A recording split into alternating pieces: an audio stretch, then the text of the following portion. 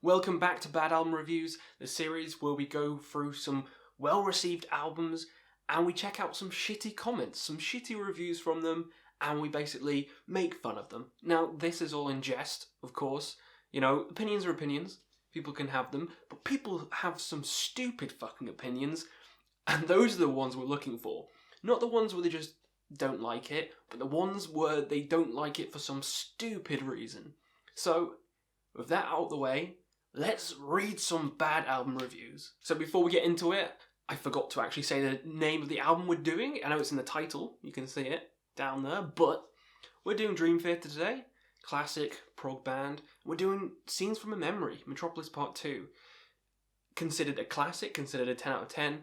Considered one of the best concept albums of all time. Up there with Operation Mindcrime by Queensryche. But if you don't like it, that's fair enough, but we're going to read some people's reviews who shit on it, and we're going to try not to get triggered. So it's a try not to get triggered challenge as well. So the first one I've got is a 21%, which is really fucking low. That's like a 2 out of 10. Basic percentages. 2 out of 10.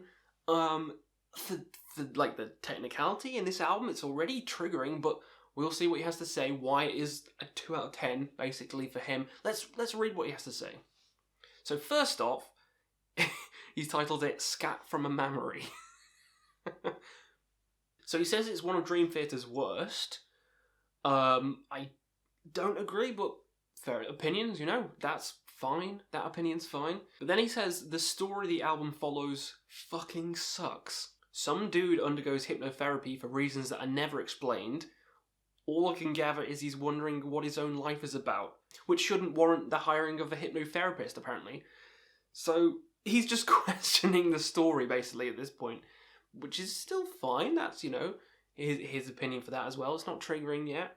He says the story goes nowhere and only ends with 2 of the 3 characters dead. A happy ending would have all of them dead. He then says he can't stand James LaBrie's voice, which is a fair complaint. A lot of people can't get into Dream Theater because of the vocals, which again, is fair enough. But then he says he sounds like a woman even when he's not trying to be the voice of a woman character. But then he says James LaBrie's voice goes along well with the cheesy, shitty lyrics. He said there was a light bulb moment when he realised how shitty the music was, and I'll read what he says. After a while, I finally realised how poor the music is. Regression is a useless intro that plays into another intro track, Overture 1928, which is one of the best Dream Theater songs of all time. So this is going to be interesting. This is going to be fucking... Let's see. Which contains music that sounds like it was stolen from the opening theme of a show on Home and Garden television. What? It's this soft, shitty rock garbage that plays into the first song with actual lyrics, Strange Deja Vu. From there, the band makes a couple of attempts at a darker sound with lame results. Fatal Tragedy and the horribly bloated, chug-laced Home. No, we don't talk shit about Home. That stuff is magical. Home is so goddamn good, and so is Overture 1928. I don't know where this... It sounds like it comes from a Home and Garden show. Like, it doesn't sound anything like that, but... No, those aren't even, like, valid criticisms. Those are just throwing shit at the wall, basically. So, Through Her Eyes, One Last Time, Through My Words, are the worst of the worst. Here is where the album is softest and most flowery. Sure, those songs are a bit more ballady. I'm not the biggest fan either, but why are you talking shit about Home? Get that shit out of here. And you know what? I feel bad for John Petrucci. The guy can obviously play a couple of good solos. The catch is, he's surrounded by this. Oh, shots fired. He says, the feeling's not mutual for Mike Portnoy. I have no idea why this blue-goateed 12-stepper is praised so much when there is so little about his drumming performance. It's not special and nothing stands out. He's just laying into everyone aside from Petrucci. He gave Petrucci a nice little, you know, elevation, but everyone else slammed into the dirt. So he summarises it in the final quote, and let's read. As it stands, Scenes from Memory is a boring album that should be avoided. This is an album that I used to like, so you can't say that I didn't try to like it. Fair enough. But it just goes to show how pathetic I was in early high school, before growing up and getting myself a booster shot of pride and self-esteem. Now that's where I draw the line. The other stuff was fun. That's petty and stupid. Like, you could instantly disregard that review from that sentence there. He's basically saying people without pride and with low self-esteem like the album. That's it. So you can say what the fuck you want about the album. As soon as you start saying only people like this can like the album, and if you have no self-esteem, that's the only people that like the album, that's when you have a problem. That's when it goes to triggering. From just funny, like, oh, he sucks, he can't sing, to saying this music's only for people of this particular thing. That's when the shit hits the fan, basically. That's when the shit hits the fan, and that's when this review gets a fucking 0. He is a Class A cuntbag, and he should be sent to the gallows. Next up, a bit nicer with a 47%. A 47% by Imperial. Let's read what he has to say. Hopefully it's a bit more constructive than the last one. We should hope so. So the first one that stands out is a line near the beginning paragraph which says, there is epic, there is canonical, there is planet-sized, and then there are scenes from a memory. And all it really does is put me to sleep. See, now this kind of line of dialogue is fun. It's funny. People have this opinion. Prog is not like everyone's cup of tea. It puts people to sleep sometimes. And saying that in a review is funny. It's fine. I mean, I don't agree with it. I think the album's a masterpiece, but it's totally fine. Let's read. Hopefully it stays this kind of constructive criticism. Hopefully it stays like this. I mean, how am I supposed to enjoy this? It's like Queensryche's Operation Mindcrime multiplied by 3. It's boring. Nothing on here really keeps up much excitement, no matter how many notes they can play per minute or how many drum fills they can put in. Like, see, that's another thing. They just think, because they're so technical, there's no soul in it. Whereas if you listen to, like, the guitar playing, there's a lot of soul. There's a lot of slow solos, there's a lot of melodic moments, a lot of great singing. Not just the technical wankery, which people just say it is. They just haven't sat down and listened to it properly. And now I sound like a pretentious prog fan. But it's true. You know, you can't just dismiss it because of that. But this is still opinionated, so this is still fine. One thing that triggered me, which I just read, is Finally Free is probably the worst Dream Theater song ever. Completely enervated, painful crap with truly awful, awful lyrics. Good God, this sucks. Finally Free is one of the best Dream Theater songs. It ends perfectly, it starts perfectly, it's dark, it has storytelling, the guitar's amazing. I don't understand this opinion. This opinion is fucking wrong. No, all opinions are right, but in the context of this video, his opinion is wrong. Finally Free is fucking awesome. And why is the vocals awful just in that song? Why aren't they awful in all the other songs? He's only mentioned that song where the vocals are bad. So I'm really confused.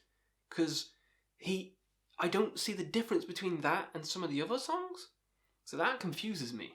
But fair enough, you don't like Finally Free. That's cool.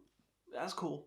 This album fails to incite any emotional response, and so despite whatever nonsensical reasons people here have for liking it, it's not worth picking up. Avoid. Again, they always end it with some bullshit. Let's dissect this.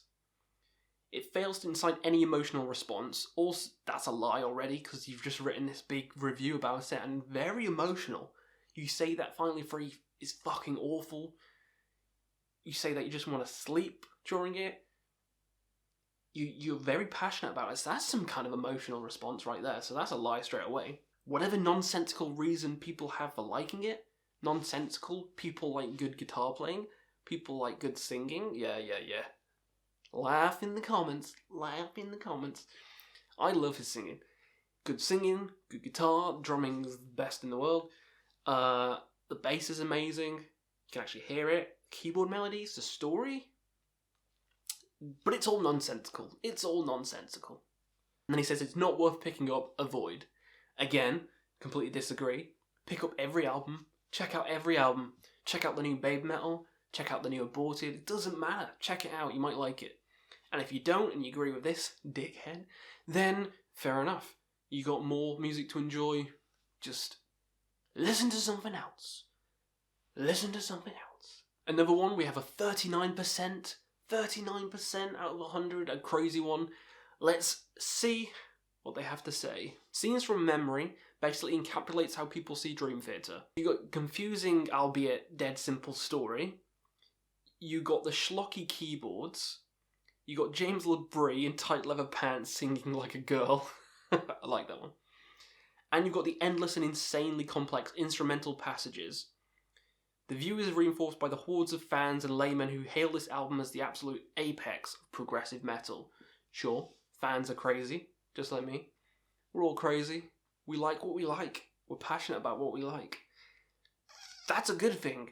As long as we're not like pushing it on people. I would never push it on people, I just do it in a satirical sense.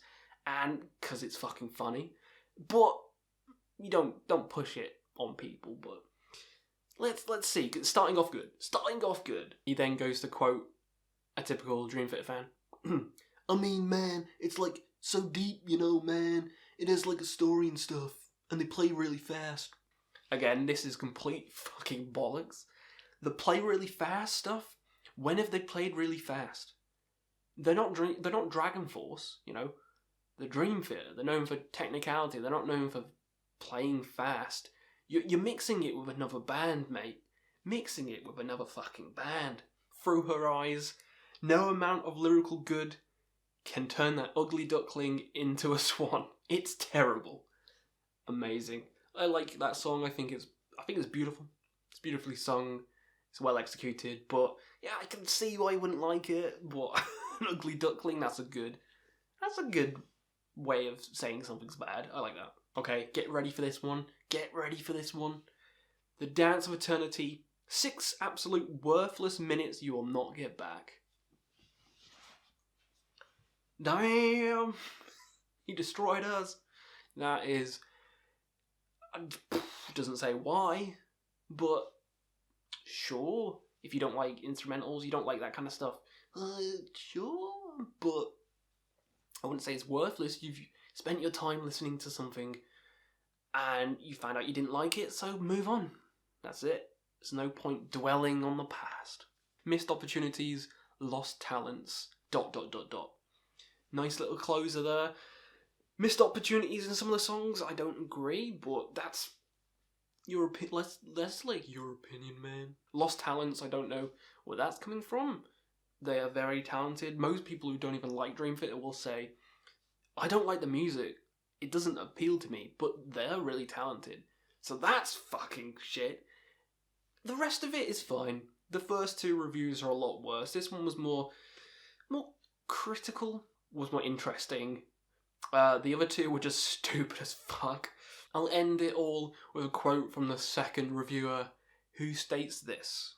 Grab your pillows and your sleeping pills. Try not to hit your head on the floor when you go down listening to Dream Theater. That is it for the bad reviews for Metropolis Part 2. Hopefully you didn't get too triggered. I didn't get super triggered. The first one, the end, almost blew my lid. But we kept it at a nice level. It's fun to read some of these bad reviews for albums you like, you know. Kind of humbles you, you know, in a way. It's good to get different opinions. Everyone should have different opinions. People don't like the same thing. It's more interesting when everyone has a different opinion, I think. Which, the fact that people have different YouTuber channels, if everyone had the same opinion, there'd be no point in having different YouTube channels. Everyone should just stick to just one YouTube channel. We just watch that person. But alas, it's not the case. It's a lot better we all have different opinions. Like my opinion, you know, would be different to Metal Meltdown, which would be different to Review Nation, which would be different to AMP Reacts. Like, all these, it's good to have everyone. It's good to have a difference of opinion. This video is just a bit of fun, just making fun of people's reviews. It's harmless fun. Harmless fun. Moral of the story, say whatever you want, do whatever you want. If you say something stupid like these guys did and it's funny, I'll put it on the channel. Basically, say what you want, free speech, all that shit.